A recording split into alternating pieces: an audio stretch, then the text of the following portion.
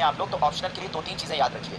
देखो हमेशा पहली बात तो मैं जो मानता हूँ कि पहला ऑप्शनल ऑप्शनल तो वो होना चाहिए जो जो आपका बैकग्राउंड जो है वो उससे संबंधित होना चाहिए। यानी आपका अगर कोई बैकग्राउंड है, यानी कि मान लीजिए कि आपका हिस्ट्री जो है वो बीए में है, बीए में है, अगर आप जूलॉजी बीएससी में ले रखे हो, मतलब जिस सब्जेक्ट को आपने पहले पढ़ा हो, अगर पढ़ा हो वो आपका ऑप्शनल बने तो आपके लिए आसान हो जाता है। तो एक तो ये ज़रूरी होता है कि आपका बैकग्राउंड होना चाहिए, ठीक है? दूसरी चीज़ मैं जो मानता हूँ वो मानता हूँ बैकग्राउंड के साथ-साथ ऑप्शनल सब्जेक्ट वो होना चाहिए जिसमें आपका इंटरेस्ट हो, ठीक है? आपका इंटरेस्ट होना चाहिए। अगर इंटरेस्ट नहीं है तो आप कितना भी ऑप्शनल, क्योंकि ऑप्शनल बहुत पढ़ना होता है, ठीक है? तो ये 2-3 पैरामीटर्स अगर आप अगर जो है वो अपना लें तो आप, और ये मत सोचिए, मैं एक बात पहली बात तो आप लोगों को बहुत साफ-साफ बता दूँ कि ये बिल्कुल आपको ये सोचने की ज़रूरत नहीं है कि कौन-सा कोई ऑप्शनल जो है उसमें नंबर ज़्यादा मिलते हैं, कौन से ऑप्शनल में कम मिलते हैं, कौन-सा ज़्यादा आगे बढ़ा हुआ है, किसमें ज़्यादा आजकल सिलेक्शन हो रहा है। ये सब झूठ है, मक्कारी है, ये सब चक्करों में आप परेशान मत होइए मेरे बच्चे। 2-3 पैरामीटर बता दे रहा हूँ, उसी पैरामीटर पर आप काम कीजिए। यहाँ पर जो है वो लैंग्वेज से भी लोग सेलेक्ट होते हैं, ज्योग्राफी से भी होते हैं, एंथ्रोपोलॉजी से भी होते हैं, जूलॉजी से भी होते हैं, मैकेनिकल इंजीनियरिंग से भी होते हैं। सारे सब्जेक्ट ऐसे हैं जिनसे जो है वो सिलेक्शन होता है, ठीक है?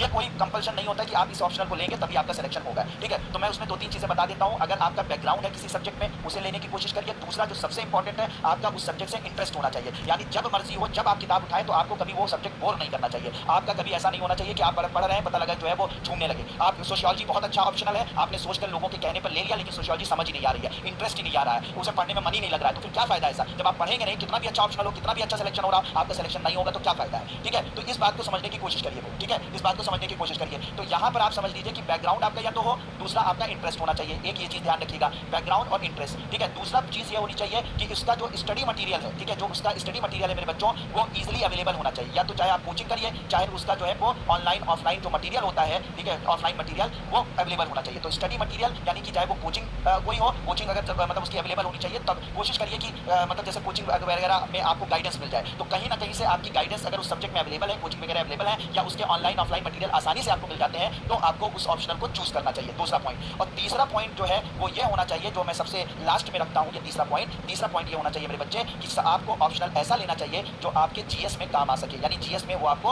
हेल्प कर सके, ठीक है? कोशिश ये करनी चाहिए, लेकिन ये कंपल्शन नहीं है, ये कोई कंपल्सरी नहीं है कि जीएस में हेल्प ही करे, ठीक है? कभी कभी कुछ ऑप्शनल आपको बहुत, मतलब आपको बहुत मजा आ रहा है, आपका बैकग्राउंड बहुत अच्छा है, बहुत शान, मान लीजिए आपने मैकेनिकल इंजीनियरिंग ले लिया, आपका बैकग्राउंड भी, आपको इंटरेस्ट भी है, आपको बहुत मजा आ रहा है, आसानी से तैयार हो जा रहा है, ठीक है? उसका स्टडी मटेरियल भी आपके पास होगा क्योंकि आपने इंजीनियरिंग करी होगी, कहीं से पढ़ा होगा, वहाँ का मटेरियल भी आपके पास है। तो जब ये दोनों पॉइंट आपके फिल हो रहे हैं तो जरूरी नहीं कि जीएस में आपको हेल्प मिले ही तभी आप लीजिए, ऐसा जरूरी नहीं है। मैकेनिकल इंजीनियरिंग से जीएस में नहीं हेल्प मिलेगी, लेकिन क्योंकि बहुत आसानी से तैयार हो जा रहा है आपका बैकग्राउंड भी है, इंटरेस्ट भी है, स्टडी मटेरियल भी आपके पास है, तो आप आसानी से इसमें आप कंफर्टेबल है, तो जीएस तो आप जब इसे आसानी से तैयार कर लेंगे तो जो समय बचेगा उसे जीएस में आप जीएस में एक्स्ट्रा एफर्ट डाल के आप पूरा कर सकते हैं। लेकिन अगर आपका ऐसा नहीं है, ऐसा नहीं है कि आपको ऐसा कोई सब्जेक्ट लेना है, मैकेनिकल इंजीनियरिंग या जूलॉजी या ऐसा कोई सब्जेक्ट लेना है, तो आप ये देखिए कि हमारा बैकग्राउंड, अगर आपको बिल्कुल फ्रेश में लेना है तो आप बैकग्राउंड देखिए, आपका बैकग्राउंड क्या है, नहीं है तो कम से कम इंटरेस्ट देखिए, तो बैकग्राउंड हो या तो इंटरेस्ट हो, तो बैकग्राउंड या इंटरेस्ट में कुछ ना कुछ आपका होना चाहिए। दूसरा स्टडी मटेरियल देख लीजिए और कोशिश करिए जब आपको नया ही लेना है, अलग ही लेना है, तो ऐसा सब्जेक्ट लीजिए जो आपकी जीएस में हेल्प कर जाए। तो ये 2-3 पैरामीटर है, इनको आप अपने हिसाब से देखिए, ठीक है? उसको देखकर आप चूज करिए। अब बात आती है